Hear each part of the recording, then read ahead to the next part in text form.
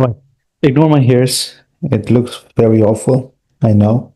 But I used a hair dryer today, and since then it's just like this. So, second law, we have second law of the atomic habits, which is make it interesting. Now, I have read so far the first law, and that is up until the seventh chapter. Now, we are going to go into the eighth chapter, which is how to make a habit irresistible. The thing that we need to improve more is consistency and habit formation so that I can become a more disciplined version of myself. How to make habits irresistible. In the 1940s, a Dutch scientist named Nico Timbergen performed a series of experiments that transformed our understanding of what motivates us. Timbergen, who eventually won a Nobel Prize for his work, was investigating herring gulls, the gray and white birds often seen flying across the seashores of North America. Adult herring gulls have a small red dot on their beak, and Timbergen noticed that newly hatched chicks would peck this spot whenever they wanted food. Interesting. To begin one experiment, he created a collection of fake cardboard beaks, fake cardboard beaks, just a head without a body. When the parents had flown away, he went over to the nest and offered these dummy beaks to the chicks. The beaks were obvious fakes, and he assumed that baby birds would reject them altogether. However, when the tiny girls saw the red spot on the cardboard, they had a clear preference for those red spots.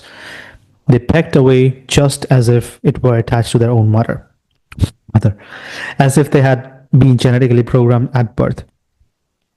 Right? So soon, Timbergen discovered that the bigger the red spot, the faster the chicks pecked. Eventually, he created a beak with three large red dots on it. When he placed it over the nest,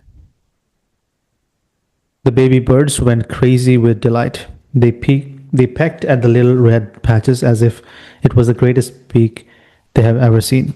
Timbergen and his colleagues discovered similar behavior in other animals. For example, the gray-legged goose is a ground nesting bird. Occasionally, as the mother moves around on the nest, one of the eggs will roll out and settle on the grass nearby. Whenever this happens, the goose will waddle over to the egg and use its and neck to pull it back to the nest. Timbergen discovered that the goose will pull away nearby round objects, such as a billiard ball or a light bulb, back to the nest. The bigger the object, the greater the response. One goose even made a tremendous effort to roll a volleyball back and sit on its top, like the baby gulls automatically pecking at red dots. The gray-legged goose was following an instinctive rule. When I see a round object nearby, I must roll it back to the nest. The bigger the round object, the harder I should try to get it.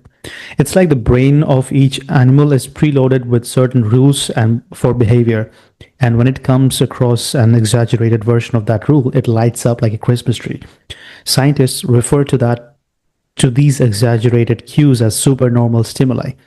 Supernormal stimuli. I don't know how valuable or relevant would that be. Chapter 8.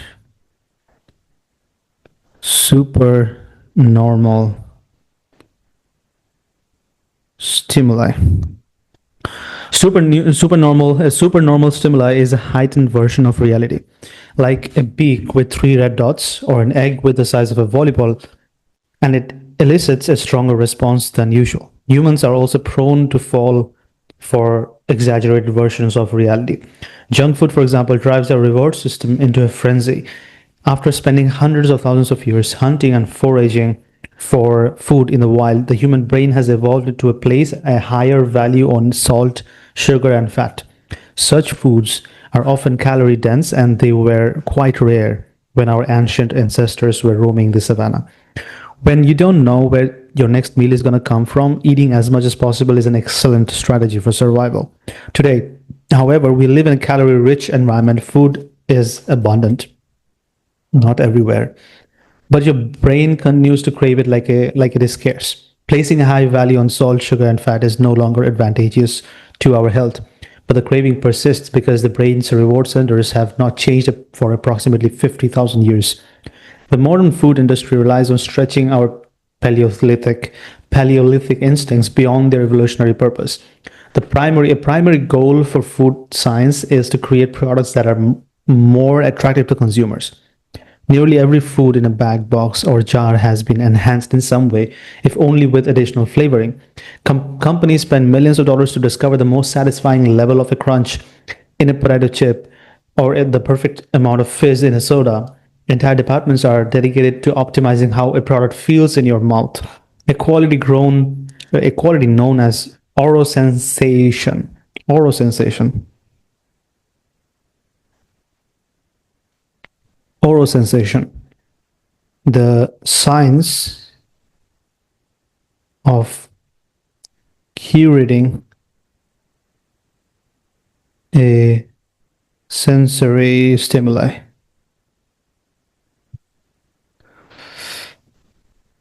For food. It's too nerdy for me. French fries, for example, are a potent combination, golden brown and crunchy on the outside, light and smooth on the inside. Other processed foods enhance dynamic contrast, which refers to items as a combination of sensations, like crunchy and creamy. Imagine the gooiness, gooiness of melted cheese on on top of a crispy pizza crust, or the crunch of an Oreo cookie combined when its smooth center with its smooth center. With natural unprocessed foods, you tend to experience the same sensations over and over again. How is that 17th bite of kale taste? After a few minutes, your brain loses interest and you begin to feel full. But foods that are high in dynamic contrast keep the experience novel and interesting, encouraging you to eat more. Interesting concept, right? So make it interesting. As much as the unhealthy foods are being made interesting, we need to make the healthy foods interesting. I mean, for me, it's actually more interesting. I don't like once I get into the healthy mode, like when I get started with the health mode, I genuinely feel tasteless, like the spiceless food, more tastier. Because the spicy ones are tasty for 5-10 minutes and then I feel guilty about it. But the other ones, which are more healthy, I find it more fulfilling even after I've had it. And while I'm having it, I feel the fulfillment, the feeling that, hey, you know what, okay, I'm valuing my time and I'm valuing my health and my life. So I think it's more like connected to gratitude for me. By the way, just a quick note on this, right? When I'm reading this chapters, right?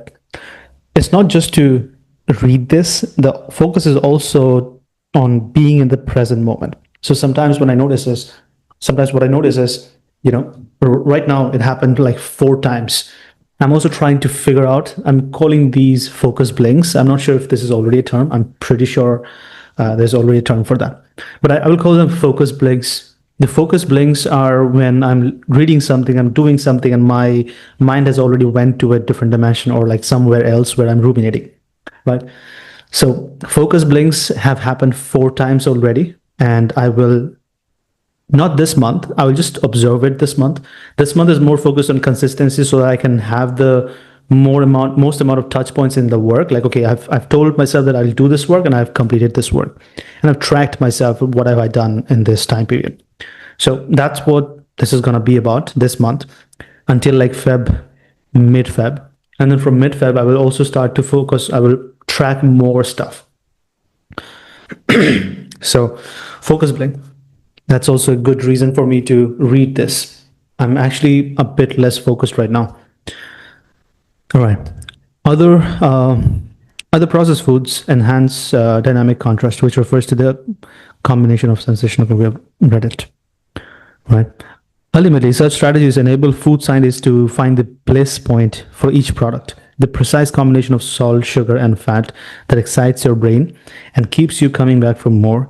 The result, of course, is that you overeat because hyper palatable foods are more attractive to the human brain.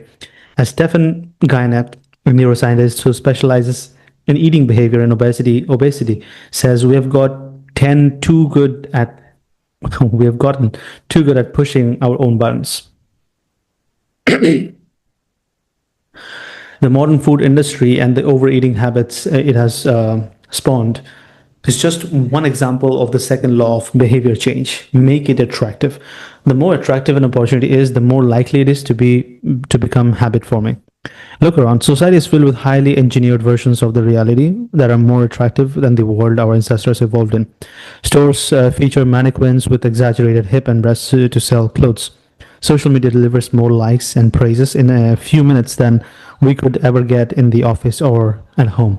Online porn uh, splices together simulating scenes at a rate that would be impossible to replicate in real life. Advertisements are created with a combination of ideal lighting, professional makeup, and photoshopped edits. Even the model doesn't look like the person in the final image.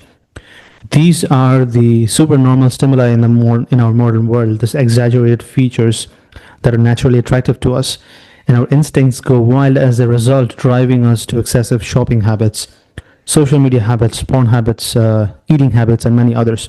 If history serves as a guide, the opportunities of the future will be more attractive than those of today. The trend is for rewards to become more concentrated and stimuli to become more enticing. Junk food is more concentrated form of calories than natural food. Hard liquor is a more concentrated form of alcohol than beer. Video games are more concentrated form of play than board games. Compared to nature, these pleasure-packed experiences are hard to resist. We have the brains of our ancestors, but temptations they never had to face.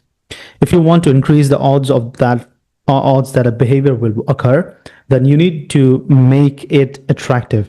Throughout our discussion of the second law, our goal is to learn how to make our habits irresistible. While it is not possible to transform every habit into a supernormal stimulus, we can make any habit more enticing. To do this, we must start by understanding what a craving is and how it works.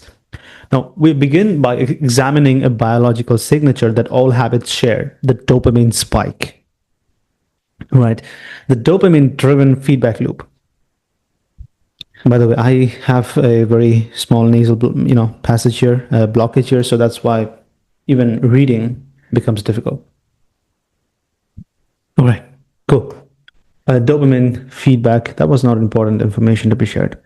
The dopamine-driven feedback loop, scientists can track the precise moment of craving occurs by measuring a neurotransmitter called dopamine. The importance of dopamine became apparent in 1954 when the neuroscientists James Olds and Peter Milner ran an experiment that revealed the neurological processes behind craving and desire.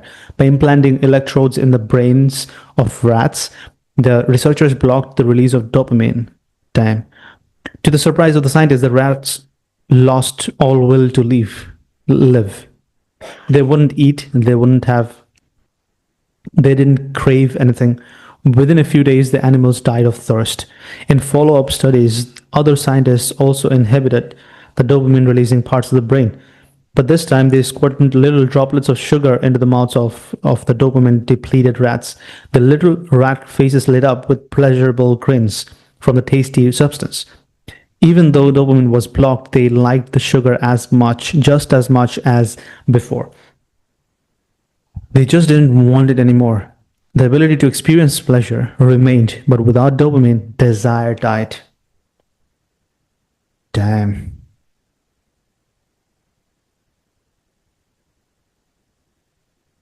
Without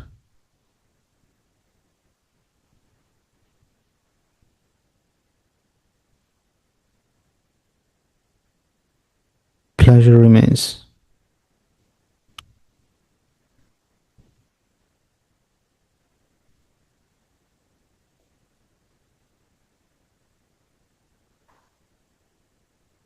But desire would die.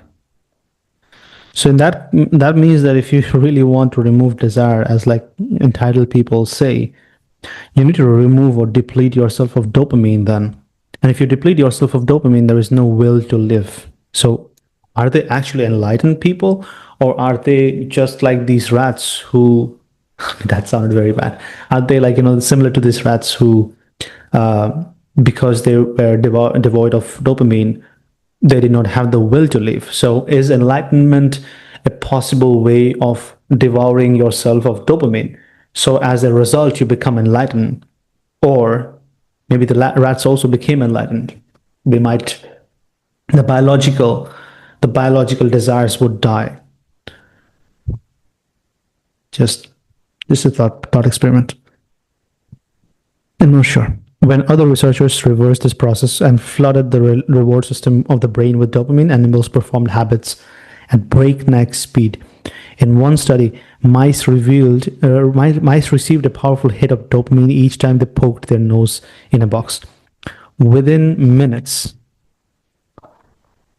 mice developed a craving so strong they began poking their nose into the box 800 times per hour. Humans are not so different. The average slot machine player will spin the wheel 600 times per hour. Habits are the dopamine driven feedback loop. Every behavior that is highly habit forming, taking drugs, eating junk food, playing video games, browsing social media, is associated with higher levels of dopamine. The same can be said for our most basic habitual behavior like eating food, drinking water, having and interacting socially. For years, scientists assumed dopamine was all about pleasure, but now we know it plays a central role in many neurological processes, including motivation, learning, and memory, punishment, and aversion, and voluntary movement. When it comes to habits, the key takeaway is this: dopamine is released not only when you experience pleasure, but also when you anticipate it. It is released not only when you experience pleasure, but also anticipate it. Perfect. Gambling addicts have a dopamine spike right before they place a bet, not after they win. Cocaine addicts get a surge of dopamine when they see the powder, not after they take it. This is important. Okay. Whenever you predict that an opportunity will be rewarding, your levels of dopamine spike in anticipation. And whenever dopamine rises, so does your motivation to act. It is the anticipation of reward, not the fulfillment of it, that gets us to take action. Damn. Interestingly, the reward system that is activated in the brain when you receive a reward is the same system that is activated when you anticipate a reward. This is very important. Very interesting. This is one reason the anticipation of an experience can often feel better than the attainment of it. Which part should I not include? As a child, thinking about Christmas morning can be better than opening the gifts. As an adult, daydreaming about an upcoming vacation can be more enjoyable than actually going on vacation. Scientists refer to this as difference between wanting and liking. Or how is that a scientific thing? Dopamine spike: cue, craving, response, and reward. Cue, craving, response, and reward. A, B, C, and D.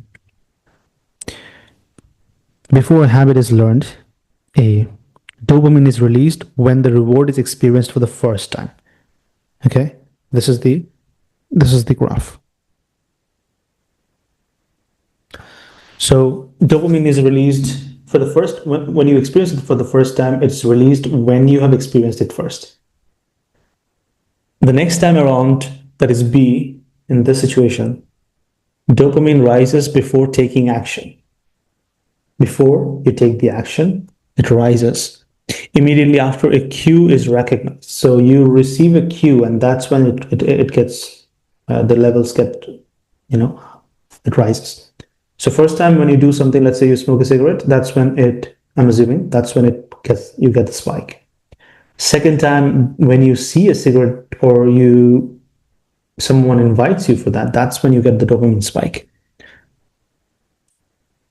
This spike leads to a feeling of desire and a craving to take action whenever the cue is spotted. Once a habit is learned, dopamine will not rise when a reward is experienced because you already expect the reward. However, if you see a cue and expect a reward but do not get one, the dopamine will drop in disappointment. So that's when you get a drop in dopamine, which is like C. So you expect, you get a cue, get a rise in dopamine, and then you don't get what you anticipated. That's when the disappointment hits. The sensitivity of the dopamine response can clearly be seen when the reward is provided late.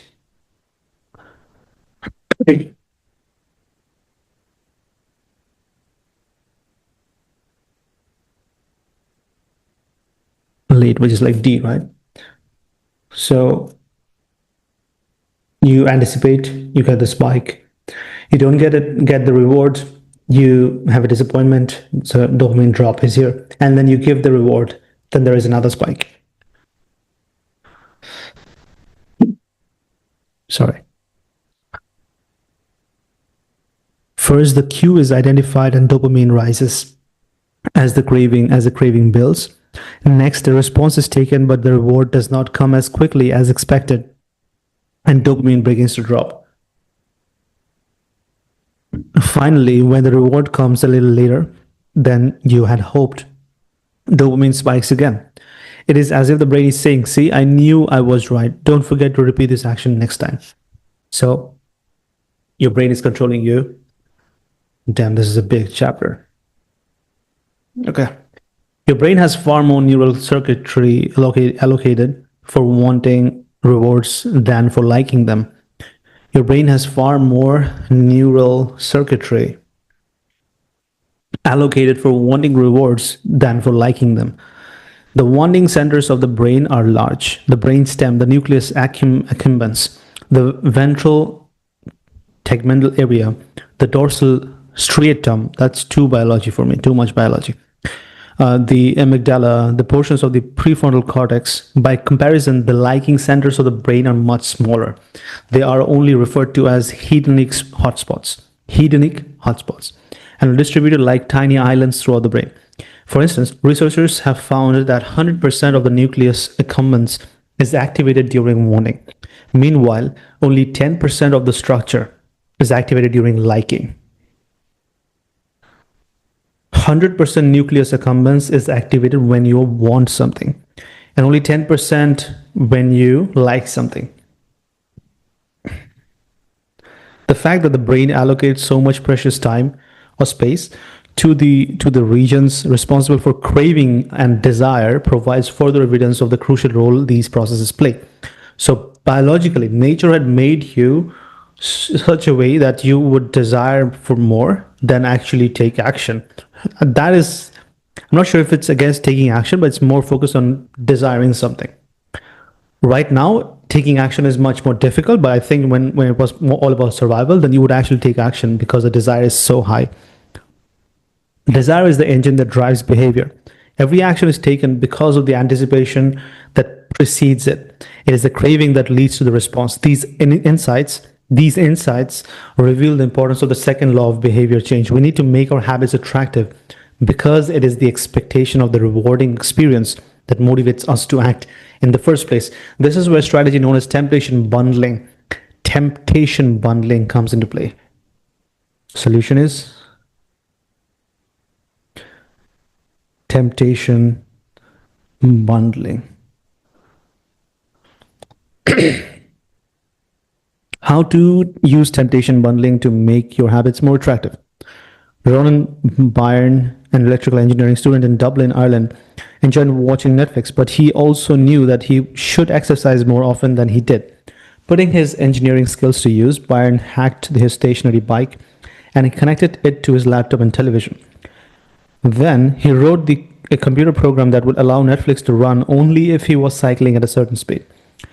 If he slowed down for too long, whatever show he was watching would pause until he started pedaling again. He was, in the words of one fan, eliminating obesity one Netflix binge at a time. Okay. He was also employing temptation bundling to make his exercise habit more attractive. Temptation bundling works by linking an action you want to do with an action you need to do.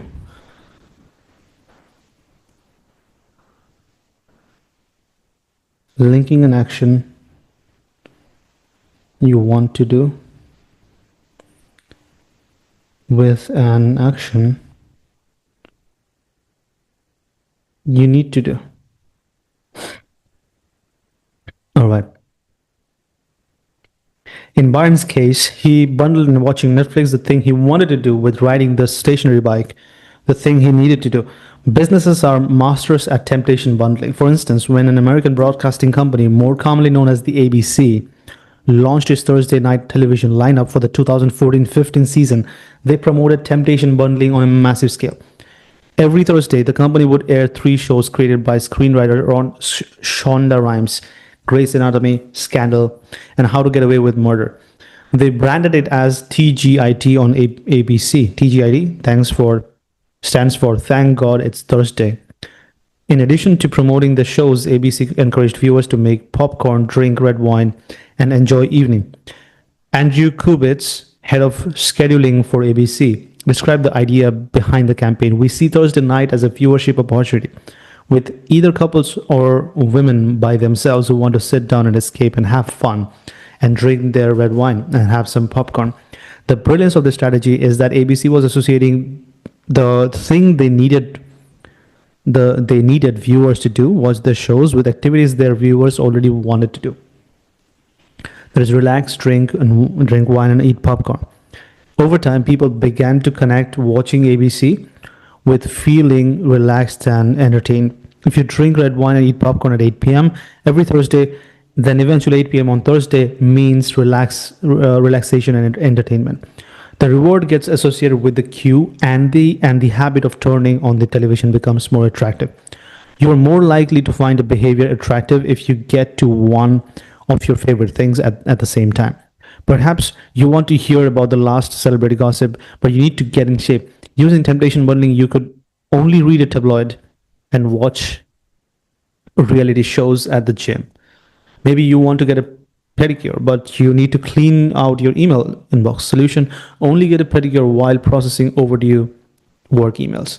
Temptation bundling is one way to apply a psychology theory known as Premack's principle, named after the work of a professor, David Premack.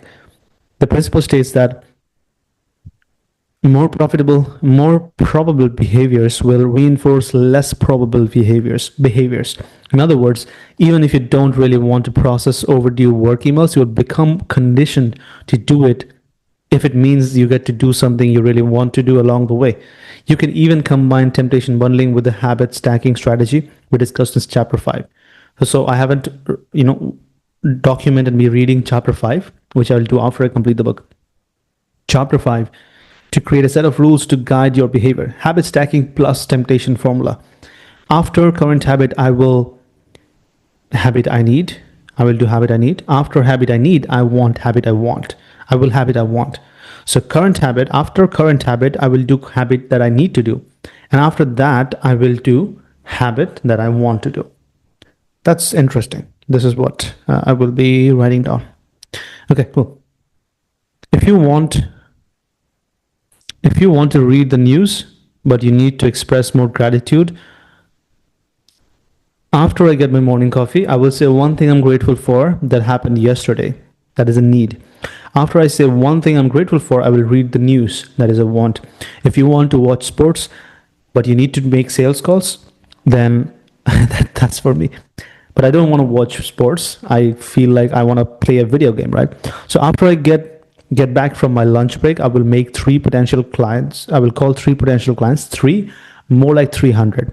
That is a need, right? After I call three potential clients, I will check ESPN, which is a want. So you need to reward yourself with the desire that you want, and that should be after the thing that you do. I actually used that like yesterday. I've given myself like small breaks. I have used something that I've learned from chapter 6, which is like one place, one habit, or task, something like that. I've used that, and that has actually helped me to make yesterday a very productive day. So I'm going to be using these even more. If you want to check Facebook, but you need to exercise more, after I pull out my phone, I will do 10 burpees, which is a need. After I do 10 burpees, I will check Facebook, which is a want. The hope is that eventually you will look forward to calling 3 clients or doing 10 burpees because it means you get to read the latest sports or news and check Facebook. Doing the thing you need to do means you get to do the thing that you want to do. We began this chapter by discussing supernormal stimuli, which are heightened versions of reality that increase our desire to take action. Temptation bundling is one way to create a heightened version of any habit by connecting it with something you already want. Engineering a truly irresistible habit is a hard task, but this simple strategy can be employed to make nearly any habit more attractive than it would otherwise be. All right. So chapter summary would be habits are dopamine driven feedback loop, whatever, right? All right. So that's how long, that's how much we have completed. So next is going to be chapter 9. This chapter was more valuable than the previous one. I'll tell you that. So the previous one, which is like the seventh chapter, I did not find that as valuable. It was more like, okay, secret to self control is what? What was that? It's more like just make the cue or the trigger invisible, which is not actually like self control, which is like a walk around of self control in my eyes. So I did not like, I did not find that as valuable yet. So I will just keep continue reading, and only then maybe it will make more sense.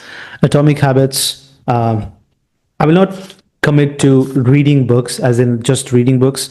If I complete this book and then I will take another book and that's how I'll go, I don't think I will do that. I'll most likely be focused on implementing this. And then when I find some more hurdle, I will be trying to read another book which is going to solve that hurdle. And that's how we will go. Instead of me trying to just try to, complete a task and check mark on, hey, I've read a book. But yeah, this was more valuable. This was really valuable. So if you haven't looked into my Instagram, this is my Instagram, right? This is IG. What I will possibly do is I'll prepare something similar to this. So this is Atomic Habits chapter 6. The brief overviews I've shared here, so you can just have a look at that. And yeah, pretty much I am very soon gonna be recording more videos like this, like authentic, absolutely raw videos. More so like, let's say, yeah, more like just turning on the camera and then sharing thoughts, which I think is a lot effective on top of what I will already be posting, like something like this, or even like call recordings, or me making sales calls or cold calls. Cold calls is gonna be, that's what I want to do. Cold calls should be a big part of this year. Making more phone calls and documenting that. But yeah, anyways, if you wanted to have a look at my IG, this is my IG. Cheers.